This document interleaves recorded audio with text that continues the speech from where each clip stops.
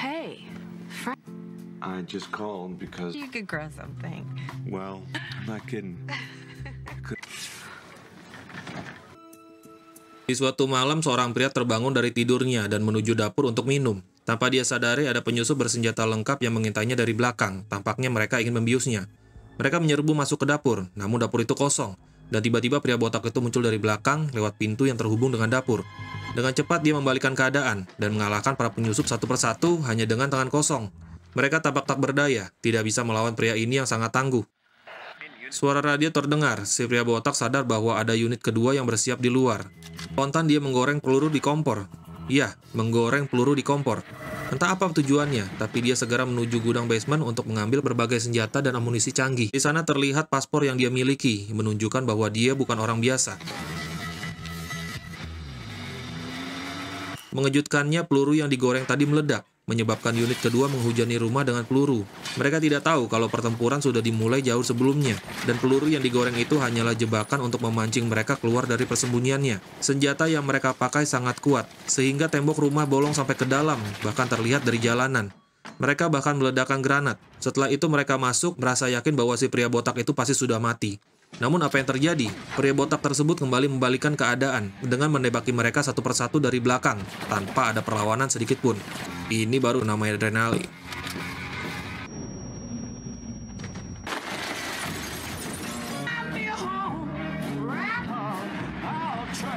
Berpindah ke seorang wanita bernama Sarah yang baru saja tiba di apartemennya. Dia terkejut melihat pria botak itu sudah ada di kamarnya. Ternyata mereka sudah saling mengenal sebelumnya. Si pria yang bernama Frank Moses adalah mantan agen CIA yang sudah pensiun, sedangkan Sarah adalah pegawai dari perusahaan layanan pensiun yang mengurus uang pensiun Frank. Meskipun belum pernah bertemu langsung, namun percakapan mereka selama ini menunjukkan bahwa mereka sudah saling tertarik satu sama lain. Sarah terkejut dengan kedatangan mendadak Frank. Dia mengira Frank adalah orang psycho. Karena panik, dia mencoba melarikan diri dari Frank. Namun anehnya, Frank sudah mengemas semua pakaian Sarah. Kaget dan bingung, Sarah akhirnya berteriak minta tolong. Frank pun akhirnya jujur dan mengatakan bahwa ada orang yang mencoba membunuhnya, dan mereka pasti akan mengejar Sarah. Sarah terdiam bingung mendengar penjelasan Frank. Dia baru sadar bahwa mereka selama ini sudah dipantau, dan Frank tahu bahwa Sarah bisa dimanfaatkan sebagai sandera untuk menangkap Frank. Tiba-tiba terdengar suara mobil dari luar. Pasukan yang akan menangkap Sarah akhirnya tiba. Frank dan Sarah pun melarikan diri. Mereka kini berada di dalam mobil dengan Sarah yang diborgol dan mulutnya dilakban, tampak marah dan kebingungan. Frank meminta maaf kepada Sarah sambil melanjutkan perjalanannya, membuang barang-barang milik Sarah yang kemungkinan sudah dipasangi alat penyadap. Di sisi lain, kita dialihkan ke seorang agen CIA bernama Cooper yang sedang berada di sebuah rumah mewah. Cooper yang tampak sedang memalsukan barang bukti sambil asik menelepon istrinya. Istrinya mungkin mengira bahwa Cooper hanyalah seorang pegawai CIA biasa, padahal sebenarnya Cooper sedang dalam misi yang jauh lebih gelap, yaitu mengeksekusi pemilik rumah yang sudah tergantung tak berdaya. Dengan dingin, Cooper mengeksekusi si pemilik rumah meskipun dia telah ditawari uang. Ini menunjukkan bahwa Cooper adalah tipe orang yang punya prinsip kuat. Setelah selesai, Cooper membersihkan jejaknya dan pergi. Di luar, atasannya sudah menunggu di mobil, menyerahkan file berisi data Frank Moses dan memerintahkan Cooper untuk menghabisinya.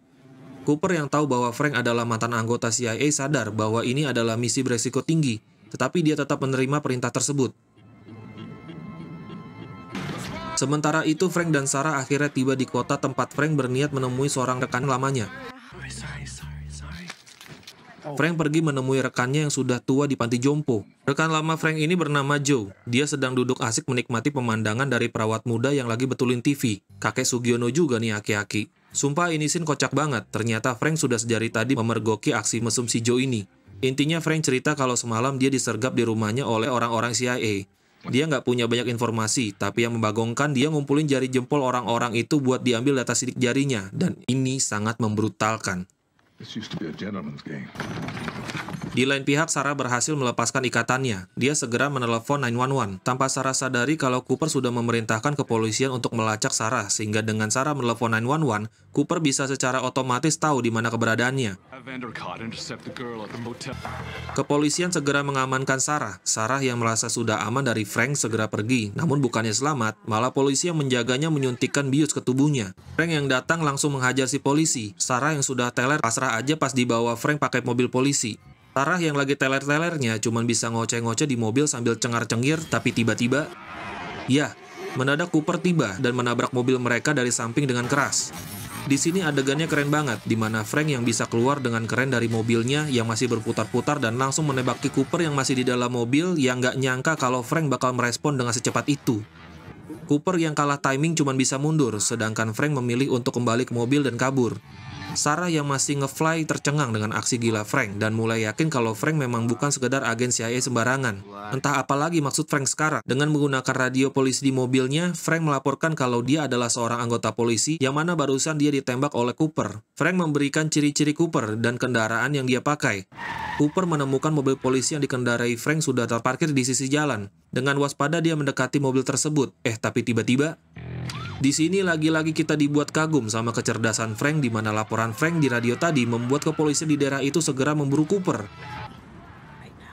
Kembali ke jagoan kita Frank yang sudah berada di kota New York untuk mencari informasi lanjutan. Seorang wartawan wanita baru-baru ini tewas karena sedang menyelidiki kasus Frank dan Frank sekarang mau menginterogasi ibu dari si wanita ini. Frank yang sedikit brutal sudah siap dengan lakban untuk menyekap si ibu. Sarah yang melihat itu tercengang dengan Frank dan menawarkan diri untuk membujuk si ibu dan meyakinkan Frank kalau dia bisa ngedapatin informasinya dengan cara baik-baik. Sarah berhasil dan si ibu memberikan data berupa kode rahasia.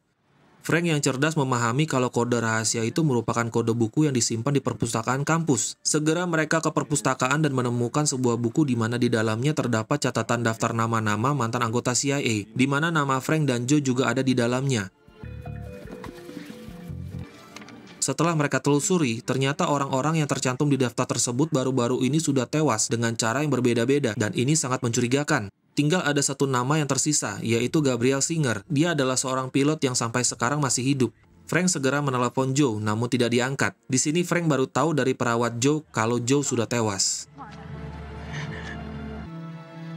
Si atasan langsung nyuruh Cooper untuk masuk ke ruangan rahasia. Ruangan arsip itu dijaga oleh seorang kakek-kakek yang agak sinis ke Cooper. Cooper malah nggak tahu kalau ada ruangan khusus seperti itu di kantor mereka. Terus si kakek lalu masuk ke dalam ruangan arsip. Dia menyerahkan semua file Frank ke Cooper, tapi anehnya semua tulisannya dicoret hitam. Intinya semua data Frank sifatnya rahasia dan ditutupi oleh negara. Si kakek bercerita kalau si Frank ini adalah orang berbahaya, dan level kerjaannya semasa bertugas adalah untuk menggulingkan suatu pemerintahan. Ya, intinya Frank ini dulunya adalah agen yang sangat ditakuti, tapi karena dia sudah tua, ya jadinya dia pensiun juga. Orang-orang semacam Frank ini kemudian disebut sebagai RED, atau Retire Extremely Dangerous. Sebetulnya si kakek sedang memperingatkan seberapa bahayanya jika Cooper berani cari masalah dengan Frank. Tapi di sini terlihat kalau Cooper masih sombong dan santai saja. Beralih ke Frank dan Sarah yang sudah di tempat teman lamanya yang bernama Marvin. Setelah tiba di tempat Marvin, Frank kemudian memperingatkan Sarah untuk berhati-hati karena Marvin adalah orang yang berbahaya dan paranoid. Tidak mereka duga, tiba-tiba Marvin muncul dan mengarahkan panahnya ke Frank. Frank menepis serangan Marvin balik, tapi ternyata Marvin masih memegang pisau yang sudah menempel ke perut Frank. Mereka kemudian berdamai dan Marvin segera mengajak mereka pergi ke rumahnya. Sarah bingung, kenapa Marvin anehnya malah ngajakin mereka ke satu mobil yang udah rongsokan. Ternyata setelah dibuka mobil rongsok itu adalah pintu masuk ke dalam bunker yang menjadi tempat tinggal Marvin. Marvin merancang rumahnya seperti bunker agar terisolasi dari sadapan pemerintah. Banyak peralatan aneh-aneh di dalam rumah Marvin. Frank menunjukkan data yang diperolehnya sejauh ini, yaitu catatan nama-nama orang yang sudah dihabisi oleh CIA selama 1 bulan terakhir.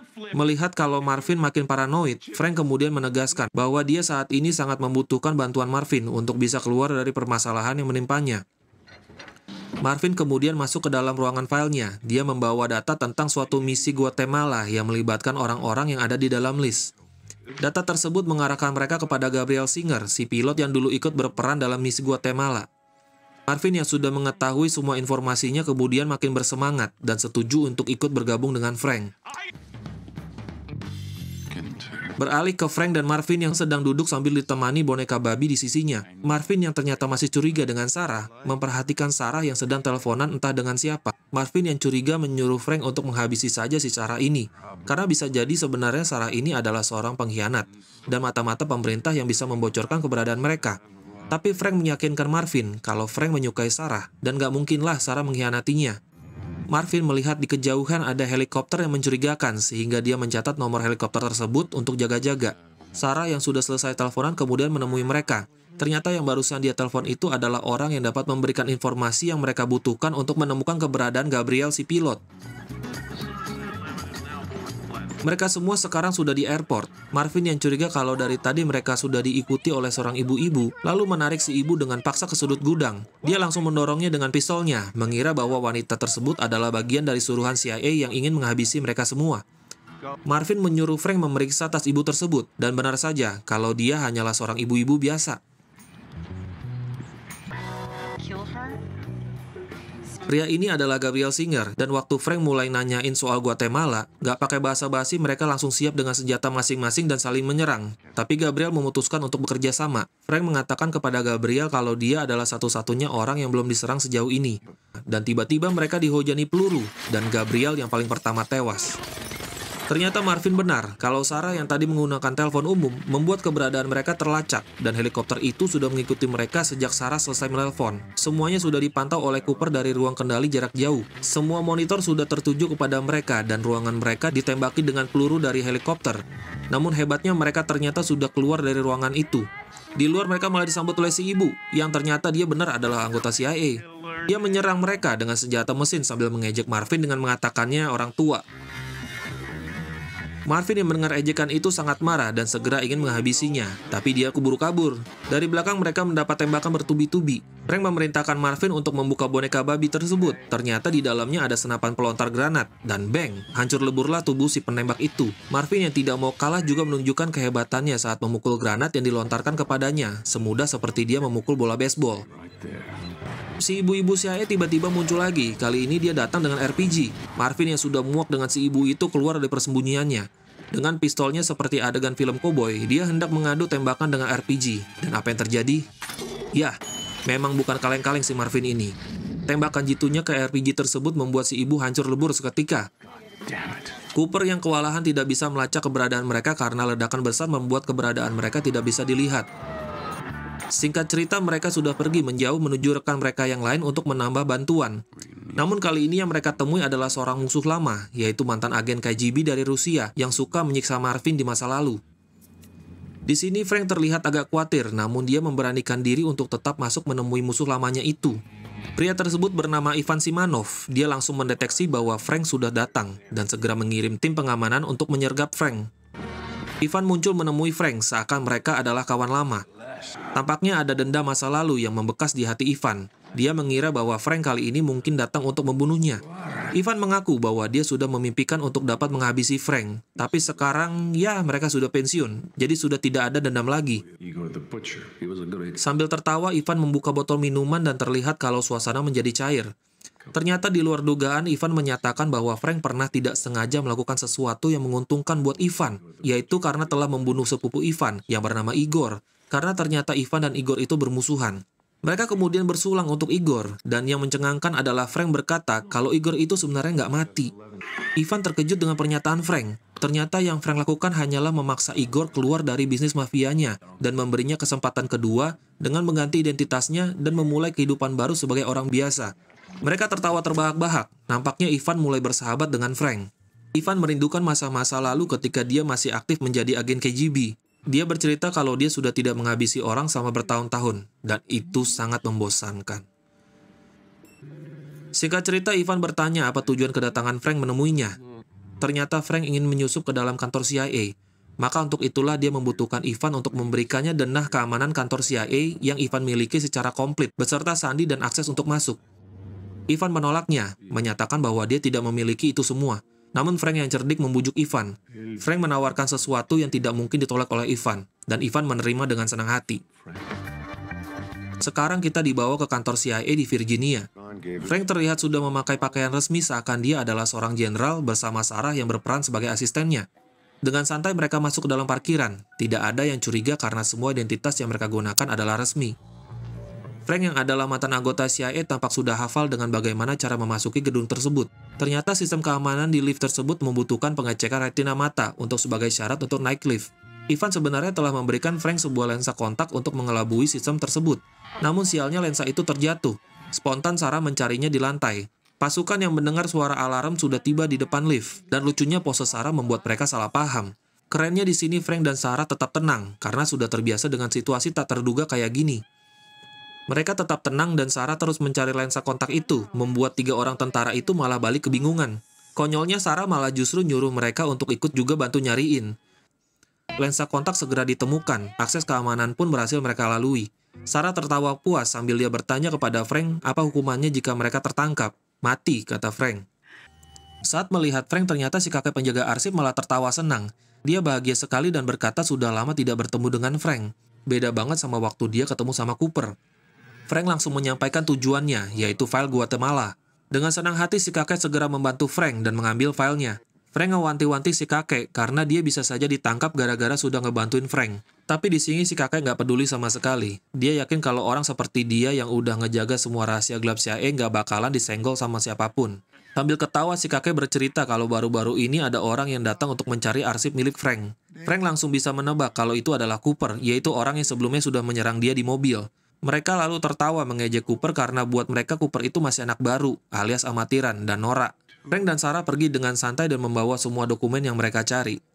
Scene beralih ke Cooper. Terlihat Cooper yang lagi minum kopinya di ruangan pribadinya. Dia nggak nyangka kalau Frank segera masuk dan dengan tenang meletakkan jaketnya begitu aja. Gak banyak ngomong, Frank langsung menghampiri Cooper dan menghajarnya. Cooper membanting Frank, mengejeknya seakan Frank ini pria tua yang sudah tidak punya tenaga lagi. Tapi Frank justru balik menyerang Cooper, melemparnya dengan meja dan membuat Cooper kewalahan. Frank yang sudah tua ternyata masih kuat untuk melempar Cooper ke tembok. Walaupun tenaga Cooper mungkin lebih kuat, tapi secara teknik Frank lebih hebat dari Cooper. Frank mengunci Cooper seperti atlet MMA. Sambil mengunci Cooper, Frank berkata siapa yang dulu melatih Cooper bertarung. Ternyata orang yang melatih Cooper bertarung adalah muridnya Frank. Jadi bisa dibilang kalau Frank adalah kakek gurunya si Cooper. Frank melompat ke jendela dan segera berlari menghindari Cooper. Cooper dengan tangannya yang sudah patah mencoba mengejar Frank, tapi ternyata Frank yang cerdik sudah merampas kartu akses Cooper sehingga Cooper tidak bisa mengejarnya lagi.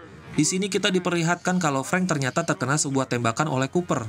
Seluruh gedung sudah diperintahkan untuk dievakuasi dan keamanan sudah siap untuk menangkap Frank. Frank kemudian menemui Sarah, mengajaknya untuk segera pergi, namun untuk mengecoh, Frank mencampurkan beberapa bahan kimia pembersih lantai yang nampaknya akan segera meledak.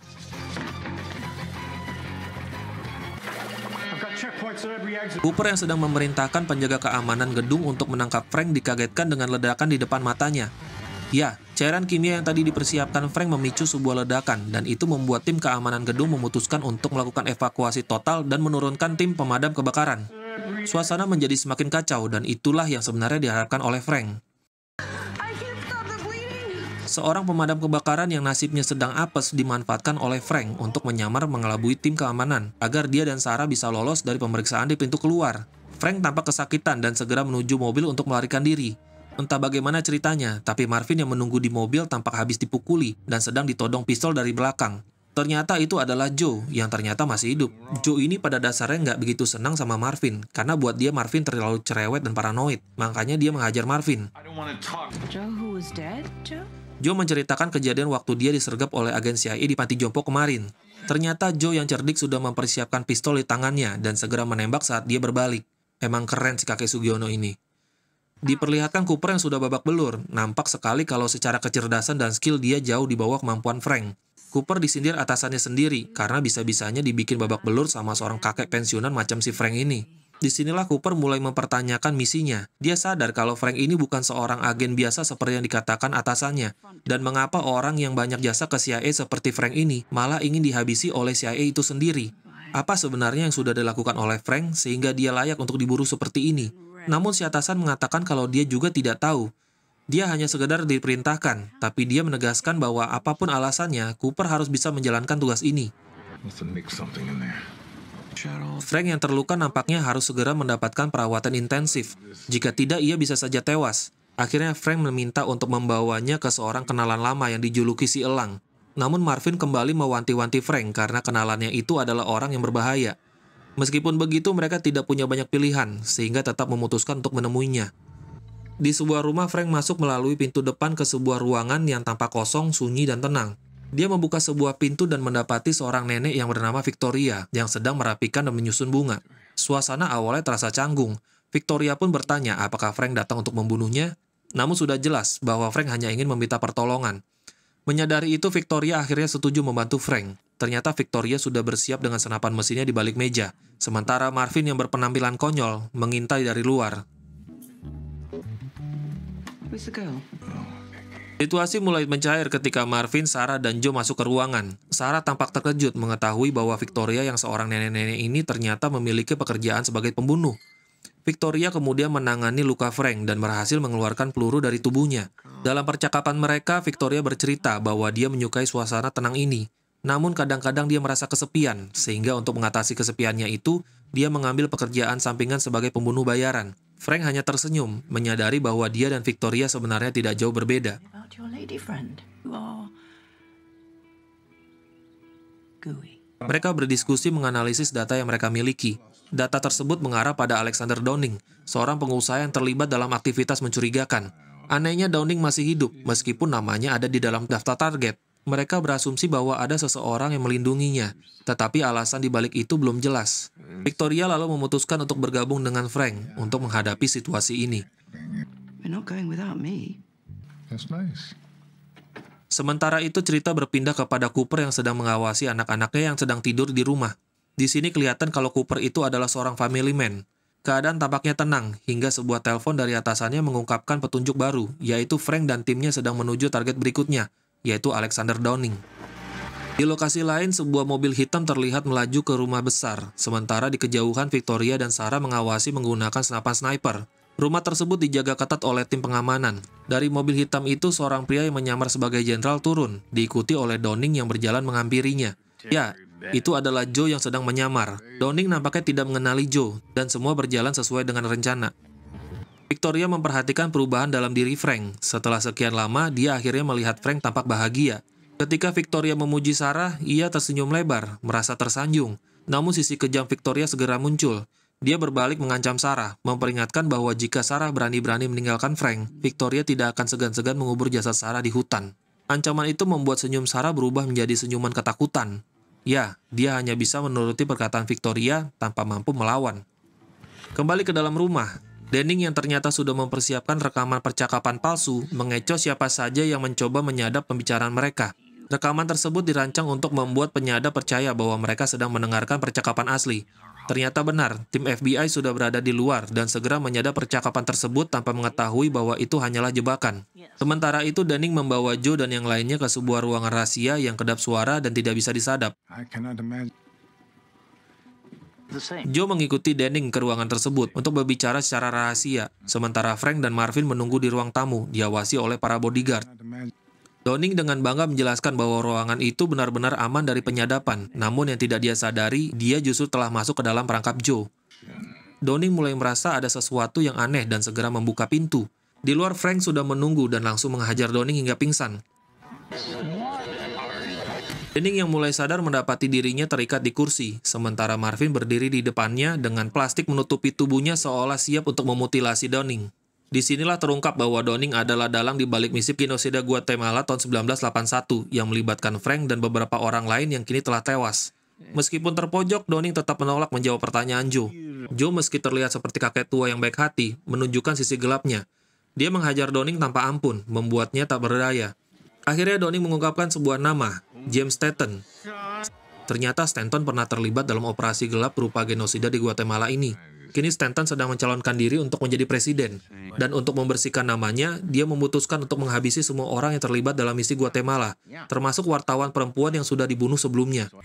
Meski Downing sendiri termasuk dalam daftar target untuk dihabisi, Downing memilih tutup mulut dan sebagai gantinya, dia menggunakan pengaruhnya untuk mendukung kampanye Stanton. Downing menawarkan uang kepada Joe dan timnya agar membiarkannya hidup. Namun Joe dengan tegas menolak, mengatakan bahwa ini bukan soal uang, melainkan soal keselamatan mereka. Tidak ada jaminan bahwa di masa depan mereka tidak akan diburu lagi dan dibunuh. Meski begitu, Downing bersikeras bahwa dia juga hanya korban dalam situasi ini. Dia dipaksa untuk mengikuti Stanton demi menyelamatkan nyawanya. and get rid of me for president. Victoria tiba-tiba mengabarkan lewat radio bahwa FBI yang berada di luar rumah Downing tampaknya mulai menyadari bahwa penyadapan mereka telah disabotase. Sementara itu, Downing kembali mencoba bernegosiasi. Namun Marvin yang sudah muak dengan ocehan Downing meminta izin untuk menghabisi Downing sekarang juga. Meski begitu, Downing yang cerewet terus berbicara, hingga akhirnya Joe menghantamnya dengan satu pukulan yang membuatnya langsung pingsan. It's been a real blast. Di tengah kekacauan itu, Frank menerima telepon dari Cooper. Kali ini Cooper tampak sedikit simpati kepada Frank, meskipun dia tetap menggertaknya. Frank kemudian mengungkap fakta yang mungkin belum diketahui Cooper, yaitu keterlibatan Wakil Presiden Stanton dalam kejahatan perang di Guatemala. Namun Cooper tidak langsung percaya. Frank memahami bahwa Cooper sebagai agen CIA juga memiliki rasa patriotisme yang tinggi. Jika Cooper benar-benar menyadari bahwa semua ini hanyalah konspirasi, dan Frank sebenarnya adalah korban yang dijadikan kambing hitam, dia mungkin akan mempertimbangkan ulang untuk menangkap Frank. Cooper yang mulai mencurigai misi tersebut menawarkan solusi kepada Frank. Dia ingin mengetahui lebih banyak tentang apa yang sebenarnya terjadi. Cooper mengatakan bahwa ia bisa menjamin keselamatan Frank dan timnya jika mereka keluar dari rumah Downing dengan baik-baik dan menyerahkan diri. Dia berjanji bahwa semua agen FBI yang mengepung rumah itu tidak akan menembak. Cooper bahkan menegaskan berulang kali bahwa dia akan memastikan tidak ada yang terluka. Frank yang tidak begitu saja percaya pada janji Cooper segera menghubungi Victoria yang sedang memantau situasi dari luar. Victoria melaporkan bahwa memang rumah itu sudah dikepung oleh banyak agen FBI. Victoria mengusulkan untuk membuat pengalihan dengan tembakan agar mereka punya waktu melarikan diri ke hutan. Namun rencana itu sulit dijalankan, mengingat usia mereka yang sudah sangat lanjut, terutama Joe yang sudah sangat tua.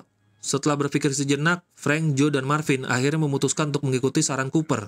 Joe menawarkan dirinya untuk menyerahkan diri, sementara Frank dan Marvin akan mencoba melarikan diri lewat pintu belakang menuju hutan. Sebelum berpisah, Joe mengucapkan salam perpisahan kepada Frank. Momen itu begitu mengharukan, mengingat mereka adalah dua orang veteran perang yang pernah tangguh di medan tempur. Frank menghubungi Cooper dan memberitahu bahwa mereka akan segera keluar. Cooper langsung memerintahkan semua agen FBI untuk bersiaga dan menahan tembakan. Dia berkali-kali menegaskan bahwa tidak boleh ada tembakan yang dilepaskan.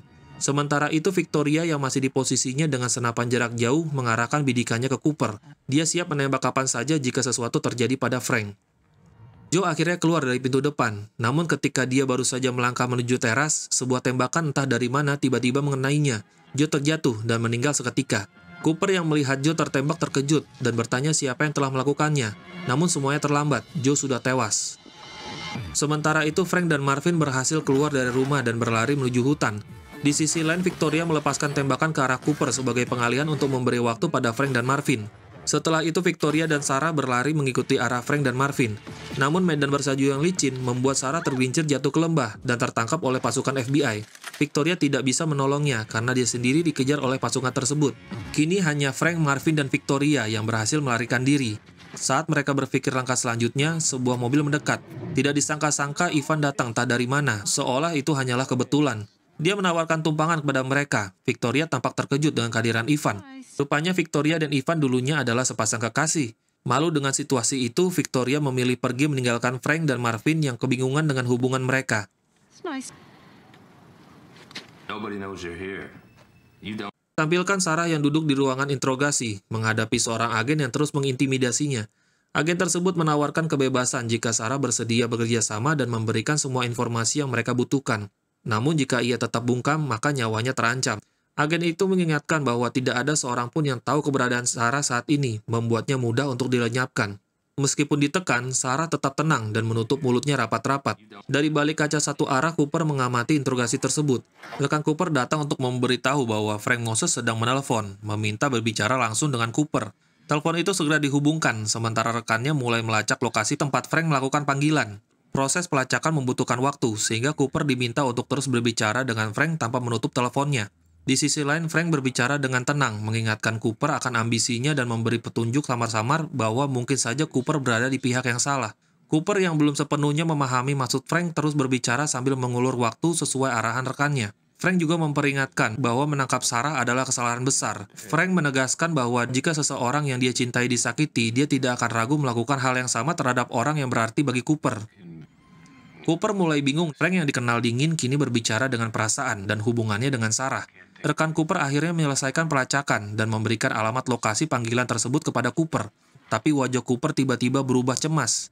Yang mengejutkan ternyata Frank sudah berada di rumah Cooper dari tadi. Adegan ini sangat menegangkan.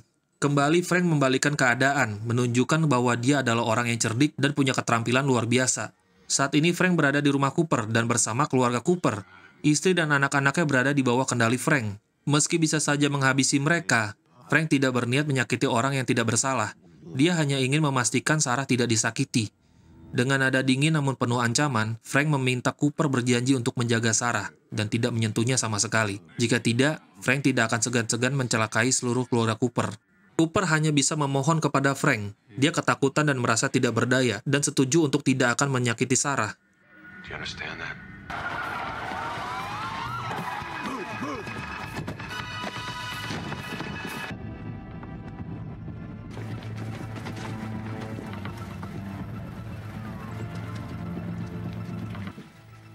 Setelah Frank pergi, Cooper memeriksa rumahnya dan menemukan semua dokumen rahasia yang ditinggalkan oleh Frank.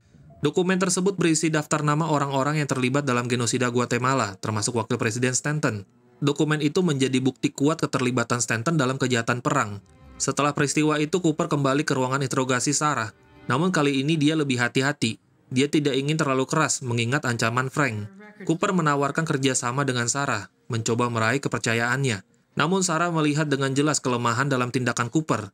Dia menyadari bahwa Cooper sebenarnya gentar terhadap Frank dan membutuhkan bantuan Sarah untuk menghadapi Frank. Sarah yang mendengar itu hanya bisa tersenyum dingin mengejek Cooper. Dia tahu kalau Cooper tidak punya kemampuan untuk menghadapi Frank secara langsung. Senyum Sarah membuat Cooper semakin menyadari bahwa dia sedang menghadapi lebih dari sekedar ancaman dari Frank. Dia menghadapi orang-orang yang tidak bisa dia kendalikan. Cooper yang merasa buntu akhirnya menemui atasannya dan melaporkan bahwa Sarah tetap tidak mau bekerja sama, sehingga tidak ada informasi yang bisa digali lebih lanjut. Cooper menjelaskan bahwa agen-agen yang terlibat dalam operasi ini sebenarnya hanyalah alat bagi Wakil Presiden Stanton untuk membersihkan masalah-masalahnya. Sementara itu tujuan Frank masih tetap sama, yaitu menghabisi Wakil Presiden Stanton. Cerita beralih ke sebuah gudang tempat Frank menyimpan berbagai senjata dan amunisi canggih. Marvin yang juga memiliki koleksi senjata lengkap terlihat cukup terkesan dengan koleksi senjata milik Frank, mulai dari yang terbaru hingga yang antik. Tampaknya Frank sudah mempersiapkan rencana besar untuk menghadapi Stanton. Kemudian cerita beralih ke Chicago di mana sebuah pesta besar digelar, yaitu pesta kampanye Wakil Presiden. Ivan terlihat sudah berada di dalam pesta tersebut, sementara Marvin bersiap-siap dari luar menyamar sebagai seorang koki. Victoria lalu datang dengan mobil mewah dan memasuki ruangan pesta dengan anggun. Namun saat melewati pintu detektor logam, dia terkejut karena suara sensor berbunyi. Ternyata kalung yang dia kenakan menyebabkan detektor berbunyi. Ketika Victoria sedang memasang kembali kalungnya, Marvin yang kali ini sudah menyamar sebagai penjaga pintu memasukkan sesuatu ke dalam dompet Victoria. Cooper yang curiga kalau Frank juga pasti akan ke sana, juga hadir di pesta tersebut, bergabung dengan pasukan pengawal kepresidenan. Cooper yang sudah mengetahui bahwa Stanton adalah incaran Frank memutuskan untuk terlibat dalam pengawalan tersebut. Pada malam yang meriah itu, Wakil Presiden yang bernama Robert Stanton tampak sedang berpidato. Selagi Stanton berpidato, Cooper meninggalkan panggung untuk mencari keberadaan Frank. Pesta berlangsung dengan meriah, banyak tamu yang datang untuk tujuan amal. Ivan dan Victoria sudah berada di posisi mereka masing-masing, namun Cooper belum mencurigai keberadaan mereka, karena dia belum pernah mengenal wajah mereka sebelumnya. Victoria di sisi lain sudah mengawasi gerak-gerik Cooper. Begitu pidato selesai, acara beralih ke makan malam, dan Ivan muncul bersama Victoria untuk mengajaknya berdansa. Ternyata dansa tersebut bukan sekedar untuk bersenang-senang. Ivan yang terlihat tenang ternyata memiliki tujuan tertentu. Dia perlu mengambil sesuatu dari dompet Victoria yang sebelumnya sudah dipindahkan oleh Marvin. Barang tersebut adalah sebuah semprotan yang beraroma gas. Sementara itu, Victoria yang sudah keluar dari ruangan menuju lantai bawah. Ternyata kalung yang sempat terkena detektor logam bukanlah kalung biasa. Kalung tersebut memiliki kekuatan setara rantai yang digunakan untuk mengunci pintu utama ruangan pesta. Victoria lalu menuju tempat istirahat yang dijaga seorang penjaga kepresidenan. Victoria tetap tenang dan tersenyum, meski situasinya semakin tegang. Satu pukulan cukup untuk membuat penjaga tersebut tersungkur tanpa banyak perlawanan. Ternyata Marvin sudah siap untuk mendekati Victoria dan memberikan sepatu boot yang agak kontras dengan penampilan Victoria malam ini. Tidak jelas apa yang dibawa Marvin di dalam tasnya, tapi tampaknya mereka akan melakukan sebuah penyergapan besar. Di dalam ruangan pesta, semua orang sudah mulai mencium bau gas. Ivan segera berteriak, memberitahu semua orang bahwa ada bau gas, yang langsung membuat panik para tamu yang sudah mencium aroma gas yang disemprotkan sebelumnya. Teriakan Ivan membuat suasana menjadi kacau, dan ia pun memanfaatkan kekacauan ini sebagai alasan untuk membunyikan alarm kebakaran. Cooper yang berada di toilet merasakan kekacauan tersebut dan segera berlari menuju ruangan pesta. Semua orang panik, meja-meja berantakan, dan pasukan pengawal kepresidenan mulai mengarahkan Wakil Presiden Stanton untuk meninggalkan ruangan pesta. Namun mereka tidak bisa membuka pintu utama yang ternyata sudah dikunci dengan kalung Victoria. Keadaan semakin kacau dan mereka terpaksa bergegas melalui pintu lain untuk mencapai parkiran dan melarikan diri.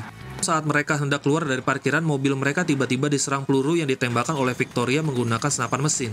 Banyaknya tembakan membuat mobil mereka rusak dan menabrak mobil yang terparkir di depannya, mengacaukan rencana evakuasi mereka. Mobil yang rusak memaksa mereka keluar, dan kini kita diperlihatkan lebih detail mengenai senjata mesin yang digunakan oleh Victoria. Marvin kali ini berperan sebagai asisten Victoria. Sementara itu, Ivan dengan tenang memasuki lift. Seperti biasa, dia tetap tenang dan terlihat memiliki rencana sendiri. Tembakan dari tim pengawal Stanton tidak sebanding dengan tembakan senapan otomatis Victoria yang memiliki kaliber besar. Pasukan tambahan bersama Cooper segera tiba di lokasi, namun Ivan yang berada di dalam lift keluar dengan santai sambil mengeluarkan sebuah bolpen dari kantongnya. Ivan melihat sebuah mobil datang dari bawah, dan tampaknya adalah mobil pengganti untuk menjemput Wakil Presiden Stanton sesuai protokol standar. Ivan sudah mengantisipasi situasi ini dengan sangat baik. Ternyata bolpen yang dipegang Ivan adalah sebuah detonator yang digunakan untuk memicu ledakan, yang akhirnya menghancurkan mobil yang hendak mengevakuasi Stanton. Sambil tersenyum, Ivan kembali ke dalam lift, merasa tugasnya sudah selesai. Ivan memang dikenal dengan fokus dan presisinya, selalu datang di saat yang tepat, bahkan untuk tindakan kecil yang mengubah jalannya pertandingan.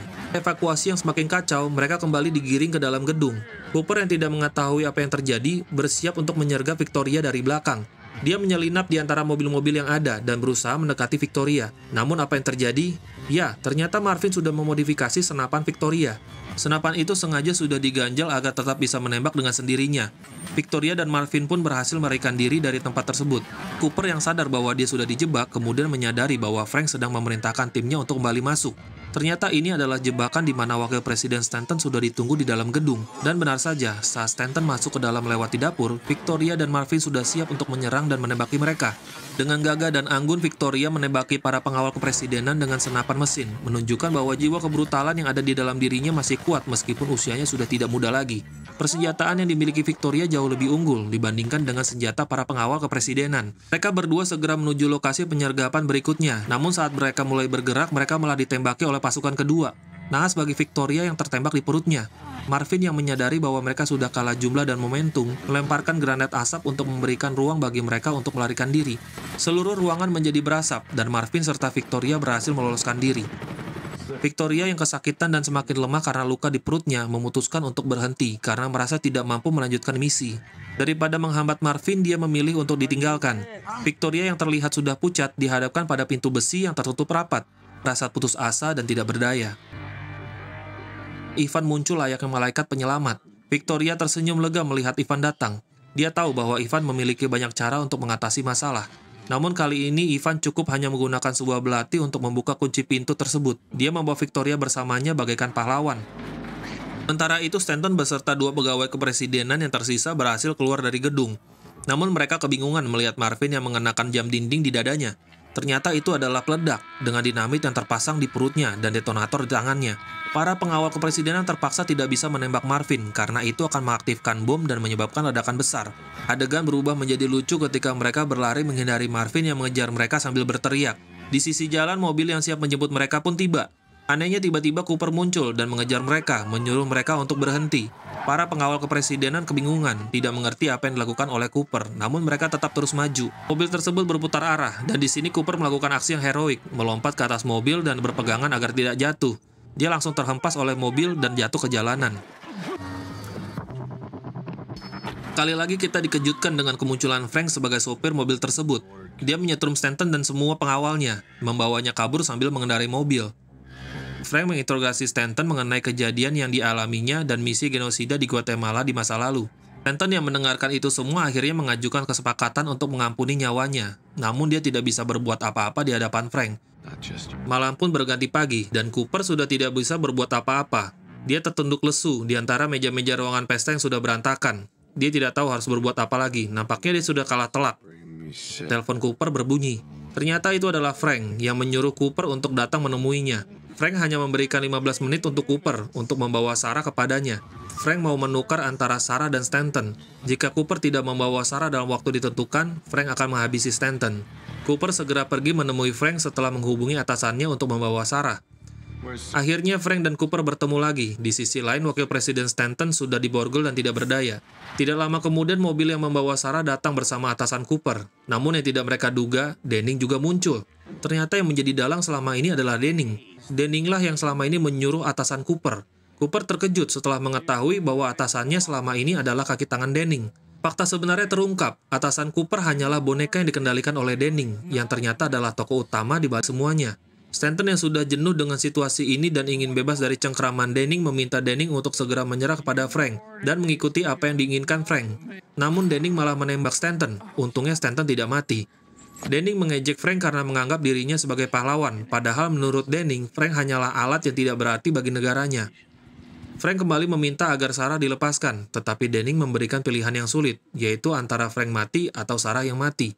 Akhirnya Frank memutuskan untuk mengorbankan dirinya demi keselamatan Sarah. Dia melemparkan senjatanya dan segera ternyata Cooper yang sudah muak diam-diam berpihak kepada Frank.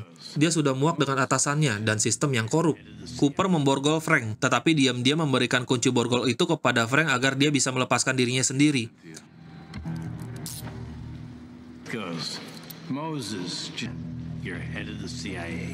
Frank yang terlihat seperti sudah diborgol, anehnya bergerak dengan cepat seakan mau menyerang Denning. Seandainya Cooper tidak membantu Frank, Victoria pasti sudah melampiaskan kebenciannya kepada Cooper dan membunuhnya. Akhirnya semuanya selesai. Frank menghampiri Cooper dan mengucapkan terima kasih. Frank khawatir bahwa tindakan Cooper akan membawa masalah di kemudian hari, mengingat dia sudah membunuh atasannya dan terlibat dalam membantu Frank. Apalagi ada seorang wakil presiden yang tertembak. Namun Cooper dengan santai menjawab bahwa itu tidak masalah. Ini mengingatkan kita kembali di awal cerita tadi, di mana Cooper bisa menghabisi seseorang dan merekayasa barang bukti untuk menutupi jejaknya. Dengan demikian, Cooper bisa dengan mudah merekayasa kejadian yang baru saja terjadi. Victoria pun tidak habis pikir dengan pernyataan Ivan yang sempat-sempatnya menyebutkan soal hutang balas budi Frank. Ternyata hutang budi itu adalah waktu Frank di awal tadi menemui Ivan untuk meminta dana lokasi gedung CIA. Sebagai imbalannya, Ivan meminta sebuah permintaan kepada Frank. Ivan meminta agar Frank membantunya melakukan sesuatu, dan kali ini permintaannya adalah sebuah masalah nuklir di Moldova. Sebuah daerah memiliki tingkat kekacauan tinggi. Aneh, bukannya takut, Sarah malah merasa antusias dan berharap bisa ikut juga bersama Frank. Dan cerita pun tamat. I told you something bad was gonna happen. Moldova sucks.